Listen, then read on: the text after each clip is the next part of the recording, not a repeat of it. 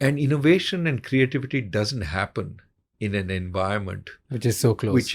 which is closed, right? You need the freedom to do anything, to create an irreverent podcast that people listen to, and that is going to make a difference. If you are too directive, so for example, recently they shut down all tutoring services, internet tutoring services, because they were helping rich kids, and said, no, everybody has to be helped, because you're giving an additional advantage to rich kids. You cannot have tutoring services that you charge for.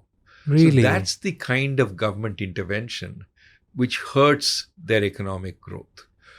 From India's perspective, I think the mistake we're making is we're not recognizing that our strongest capability is in the area of services. And that services means a lot of things. It can mean high quality jobs. It can mean even low skilled jobs.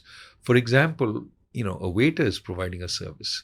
If we expand the number of restaurants in this country, we will be creating a large number of jobs. If we expand tourism, today we get fewer tourists than Singapore. If we expand the number of tourists, we will have a huge tourist industry, which can create a lot of low-skilled jobs, employing people from agriculture. So I think we need to be open to what has worked in this country and emphasize that, rather than impose a vision of where we want the country to go, which unfortunately I think tends to overemphasize manufacturing, which is sort of the past, rather than things like what you're doing. I mean, who would imagine a few years ago that you'd have a service which is reaching millions? Yeah. And it's a valuable service. Yep.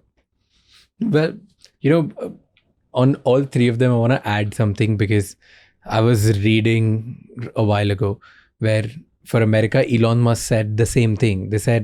He said that America was always a nation of risk takers, and now it's turning into a nation of regulators. So America needs more risk takers, less regulators, not the vice versa. And that's exactly what you just mentioned as well. Then with China, one of the billionaires from China now moved to US, said the same thing anonymously on a podcast. And he just talked about this, that now the government, the central authorities, is not able to understand how the young world and the young people need to grow